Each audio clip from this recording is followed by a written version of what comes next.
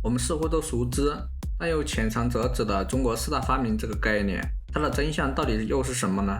在2017年的时候，国内的互联网上一路流行新的四大发明：高铁、移动支付、共享单车、电子商务。这个说法还被马化腾在公开的场合来引述，所以弄得尽人皆知。中国改革开放40年取得了巨大的成绩，但这跟发明有何关系呢？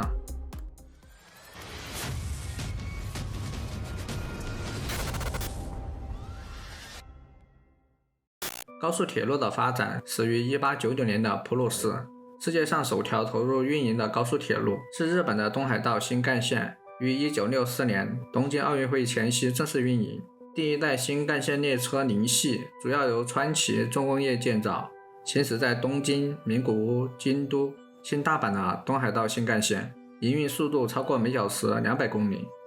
而最早一批由移动设备完成的付款是发生在1997年的芬兰。当地媒体报道，芬兰电信启用了通过拨打一个付费电话号码来操作点唱机和饮料自动售货机的服务。这项服务可以在赫尔辛基机场买可口可乐。然而，有人认为移动支付技术真正始于2014年 Apple Pay 的首次亮相。电子商务的概念则是由英国人麦克奥德里奇在1979年提出的。奥德里奇利用一种被称为 Videotex 的技术，通过电话线将普通电视机连接到了当地零售商的电脑。直到20世纪90年代，亚马逊和 eBay 在1995年推出了他们的网站后，电子商务才开始流行。而共享单车的概念首次出现在1960年代的阿姆斯特丹，称之为白色自行车计划，采用的是普通自行车，纯政府公益项目，免费且不设站点，随用随还。这一举措普遍被认为是世界上最早的公共自行车系统起源。第一次大规模的应用始于1990年的哥本哈根，也就是说，所谓的新四大发明没有一个是真正起源于中国的。我们所做最多的实际上是对西方技术的进一步开发或者广泛应用，只不过应用的规模更大。那就四大发明经得起推敲吗？四大发明到底从何而来？它起源又是哪里呢？最早是英国的哲学家培根在他的著作《新工具》当中提到的三大发明的概念：印刷术、火药和指南针。这三样发明改变了世界。后来马克思也参考了培根的说法，说这三大发明预示了资产阶级社会的到来，但他们并没有提到这三大发明起源于中国。再后来由英美的汉学家，他们在著作当中提到了三大发明都来自中国，在网上又加了一个造纸术，最后变成了四大发明。英国的汉学家李约瑟还把这些说法放到了他的《中国科技技术史》这部权威性的著作当中，其中列举了许多技术发明，有早于西欧数世纪的，然而里面的内容多是技术性、观察性、记录性、个别性，而弱于抽象的、逻辑的、分析的、演绎的科学系统。中华民族的传统是偏重于实用的，中国有发明有技术而没有科学，这句话也成了中国科学史上的阴影。在此之前，没有人这么全面地了解中国的科技技术的历史，以至于所有人都偏信四大发明来自中国。但是包括李约瑟在内的几位汉学家，他们只是单方面地研究了一些中国的文献，发现有些东西在中国古代提到过，就认为这些东西起源于中国。本身这个看法就是片面的、粗糙的，也是武断的。印刷术，公元1088年的宋人沈括在充满奇闻异事的《梦溪笔谈》这本书当中，他就记载了毕升发明了活字印刷术，而活字印刷术只是印刷术的指向，并不等同于印刷术。而毕升的发明也跟后来普及的活字印刷基本毫无关联。笔记当中毕升的发明，它只是一种构想，既没有实物的依据，也没有可行性。有人曾经尝试过根据毕升的方式去印刷，但并没有成功。从宋一直到元明清，中国一直以来都是使用的雕版印刷。如果毕升的发明真的成功了，是不可能放着更好用的活字印刷不用的。雕版印刷是一种比较传统的老的印刷术，就是刻模子，一遍一遍的刊印，每一次需要雕刻大量的模板，这是非常繁琐的。毕升的想法就是把这个印刷方式进一步进行改良，把这个字用胶泥刻出来加热固定，每次使用的时候只需要把这些胶泥制作的模块按照文稿文字的顺序排列成雕版来印刷就可以了。这些模块可以循环利用，就可以形成不同的雕版，哪怕是他描述的这种方式可行，其实也仍然只是某种程度的雕版印刷改良。不过最终它也没能普及和应用。如果把毕生这种雕版反复利用看作是活字印刷术的话，在毕生之前就已经有很多人在这么做了，所以严格意义来讲，它并不算真正的活字印刷术。而世界公认的活字印刷术的发明者是大名鼎鼎的德国出版商约翰内斯·古登堡。15世纪，古登堡发明的活字印刷机在欧洲迅速的普及，为后来的文艺复兴、宗教改革、启蒙时代和科学革命都奠定了知识传播的基础，可以被看作是世界近代史上最重要的事件之一，被誉为古登堡革命。这才是真正有意义的和有价值的活字印刷术，并非只是一个想法。古登堡利用适当的比例，把锌、铅和锑合金融合，铸造出坚固耐用的金属活字和一种含有墨水，以供印刷机使用，设计出螺旋式手摇印刷机械，彻底颠覆了延续上千年的传统。古登堡还从美因茨商人约翰内斯·福斯特那里借了一笔高利贷，开办了世界上第一个活字印刷厂。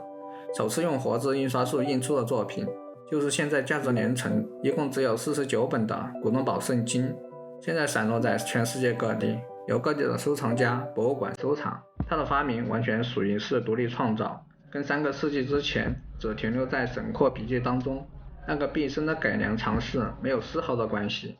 中国是到了近代才开始从欧洲引进了古登堡发明的铅活字机械印刷术，这才改变了中国的印刷业。直到今天，全世界最好的、最先进的印刷机器也都是德国公司生产的。造纸术，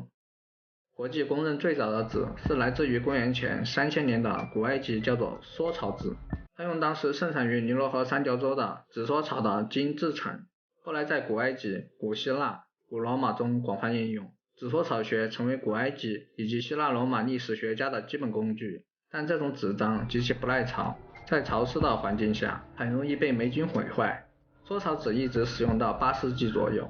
20世纪的工程师哈桑拉贾从法国引进回埃及的紫缩草，经过无数测试的逆向研究，于1962年重新发明了新的缩草纸制法，成为现在大众所知的缩草纸制成。迄今为止所发现的用各种文字书写的缩草纸多达10万张，记录了大量的古代法律、宗教、铭文、天文、地理、文学、数学等珍贵的历史资料，保存良好，质量上乘。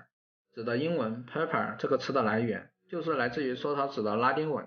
它的出现比中国的甲骨文还早了近2000年。为什么在中国认为造纸术是东汉时期的宦官蔡伦发明的？这又是怎么回事呢？在这方面，蔡伦的贡献确实是巨大的，但造纸术是他发明的，就有点言过其实了。可以说他是某一种纸张的发明者，让纸得到普及和推广。蔡伦出生于62年，于汉明帝刘庄永平末年，被阉割后晋升入宫，年仅13岁。直到蔡伦担任上方令，监督宫廷物品制作的时候，开始接触东汉最好的手工工艺。由于当时的书籍文档都是用竹简做载体的，后来出现了质地轻柔的缣帛，但是用缣帛制纸的费用很高昂，而竹简又笨重，于是蔡伦想进行技术创新，就用树皮、渔网、破布还有麻头这些成本较低的材料来造纸。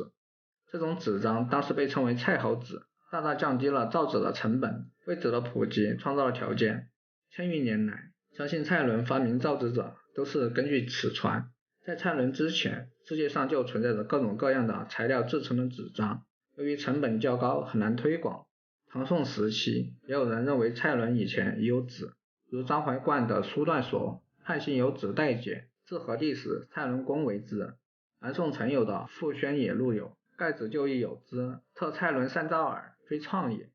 另外毛晃、史祖纯等人也有纸不至蔡伦始之语，他们的理由依据是蔡伦以前的书志中已有纸质。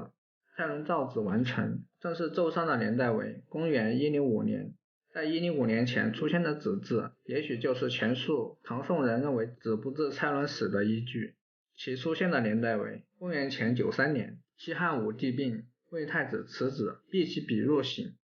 公元前13年，赵飞燕妒为皇帝怀孕的夫人，用鹤蹄果药命她服毒死，应召入鹤蹄伯小子也。公元25年，光武帝迁都洛阳，翟素减子金凡2000两。公元76年，张帝令贾逵选高承生交以左氏传，赐简金传各一通。公元102年，邓皇后摄政，定禁绝献真物，但供子墨而已。这些子文字的出现，只有少数学者在讨论，一直到20世纪后期，考古出土的纸片逐渐增加，其场地为烽燧、古墓、驿站等废墟，多数纸为无文字，极少用墨书。除确实记载年代者外，多从同时出土的文物比对，被认为是西汉纸。所以即使在中国，学术界已经不再说蔡伦是发明造纸术的人，也更不敢说他是发明纸的人，而是他是造纸术的改良者。值得一提的是，蔡伦改良的造纸术后来确实传到了伊斯兰地区，甚至替代了之前埃及人发明的缩草纸。可以说蔡伦的影响深远，国际上也认可蔡伦是造纸行业的重大贡献者。直到1844年，由加拿大人和德国人再一次进行了重大的改良，用木浆来制造纸张，为现在的造纸业奠定了基础。火药是不是中国人发明的呢？可以说是，也可以说不是，这里面有很多的争论。相信大家从小都听过一种说法，我们中国人发明了火药，自己只是用来放鞭炮，结果传到西方之后，西方人却用我们发明的火药制造了武器弹药，最后还把我们打败了。但是这段话根本不符合事实，可以说是漏洞百出。先来看看这个说法错在哪里。我们发明的火药跟西方后来用于对华战争的火药其实根本就不是一回事，它们根本就不是一个东西，而且这两种火药都是独立发明的，之间没有任何的传承关系。我们发明的是什么？是黑火药，而西方发明的俗称黄火药，但实际上这个说法不是很准确，应该叫黄色炸药，也叫无烟火药。花开两朵，各表一枝。先说这个黑火药，最早很可能是晚唐时期的道士在炼丹的时候无意中发现的。到了北宋时期，黑火药其实已经开始用于军事，已经被重视了，朝廷还在开封专门设置了相关的部门。五经总要中还记述使用火药为兵器，以火箭和投石机搭载的炸弹形式出现，被誉为中国最早的古典军事百科全书。五经总要当中就记载了有3种黑火药的配方。那么问题到底出在哪呢？问题就出在当时的人们对于黑火药其实是一知半解的。五经总要当中的记录主要是把黑火药单纯看作是一种燃烧物，它的军事用途也极为有限。很明显，当时我们根本就没有掌握真正火药的标准配比。由于当时的中国没有形成逻辑的科学系统，当然就不懂如何做科学实验，顶多就是无意中发现了火药的某一项功能，很难说这是自主发明的火药。直到后来，黑火药由西方人进行配比，之后作为火筒发射武器弹药经由日本传到中国，我们才掌握了黑火药的标准配比，其中硝占 75%， 硫磺占 10%， 木炭占 15%， 这才形成了真正的黑火药。而且目前也没有证据来证明欧洲的黑火药就是从中国传过去的。有一种说法，欧洲的黑火药的来源应该是希腊火药延伸出来的，大多数认为火药是从中国经过印度传到阿拉伯，由阿拉伯人再经西班牙传入欧洲的，但是也没有什么证据。欧洲关于黑火药的记录最早是在1247年，英国的科学家跟修道士曾经记载过。不过真正影响历史进程的火药不是黑火药，而是西方发明的黄色炸药或者无烟火药，有人把它称为黄火药。从1771年发明的苦味酸来作为黄色染料，到1800年合成出雷山汞作为引爆炸药的雷管，再到1865年诺贝尔利用硝化甘油研发出了西藻土炸药。这就是黄色炸药的整个发明过程，跟中国最早的黑火药已经完全不是一回事了。黄色炸药作为世界上最早的合成炸药，在近代欧洲工业中广泛使用，带动了全世界的军事跟化工科技的发展。而我们的黑火药已经被近现代的文明世界彻底淘汰了。指南针，中国是否发明指南针的问题跟印刷术有点相似，我们大多数看到的都是纸上谈兵，并没有实际造物。在博物馆里确实能够看到按照古书当中记载所做出来的模型，例如浑天仪、地震仪之类的，虽然做出来了，但并没有实际功能。可见在中国古书当中的记载多半都是概念，是想法，并没有能够广泛的实际应用。有一种说法，东汉的王充在他的著作《论衡》当中记载了施兰，就是指南针最早的形式。说施兰之勺，投之于地，其底指南。短短的只有12个字，而且语义模糊，有许多不同的解读。如果说12个字就能证明发明了某样东西，就太把科学当作笑话了，一点科学依据都没有。如果我拿一个勺子往地下一扔，勺柄正好指南，就能证明我发明的指南针吗？这样行吗？显然只有这种粗糙的文字记载是不够的，不仅需要有实物，同时还得有背后的科学依据。施兰看起来是不可靠的，那北宋的五经总要中提到的水浮指南鱼又如何呢？这是一种水罗盘磁化的铁片或者铁针，漂浮在溶贴的水面上。吕约瑟说它的磁性很差，不过按照古书当中的记载，它确实应用于当时陆路的交通。北宋时的沈括在他充满各种奇谈怪论的《梦溪笔谈》当中也提到了，说方家发明了一种用磁石磨尖的钢针，能指南，人常为偏东，不全南也。意思就是说有误差，勉强可以被看作是一种初代的汉罗盘，而中国一直都在用水罗盘，汉罗盘并没有被普及，直到从明嘉靖时期开始，中国开始普及，从西方引进了更复杂、更先进、更精确、更实用的汉罗盘。汉罗盘将指针放在一个钉子的尖端，有固定的支点就可以自由的转动，它更适用于航海，所以它很快打败了水罗盘。在没有任何证据的情况下，断言说由于中国应用过水罗盘，古书中也记载过汉罗盘，所以西方用的就一定是中国传过去的吗？早在1180年，英国人亚历山大·赖克姆就在他著作中提到，罗盘已经在英吉利海峡广泛使用。1269年，法国人佩里格伦纳斯更写出了《磁论》一书，对磁极、磁针、磁力还有地磁的科学原理进行了仔细的实验研究，已经远远超过当时中国的科技水平。1232年，在伊斯兰出现的罗盘跟北宋的水浮指南鱼在设计上面确实是非常相似，很可能是从中国借鉴过去的。这也不能证明阿拉伯人仿造北宋的这个罗盘跟在西欧应用的罗盘有任何的传承关系，因为在英吉利海峡出现的罗盘比伊斯兰的更早，无论是水罗盘还是汉罗盘，最终都被充满液体的磁罗盘所取代，也就是我们今天的指南针。可以看出，我们对于科学现象的发现和探索并不输于其他地方，奈何一直没有形成逻辑的、分析的、演绎的科学系统，从而渐渐落后于其他地区。那么你是怎么认为的呢？欢迎留言讨论。最后，喜欢敏感的朋友别忘点个关注哦。拜拜，拜拜。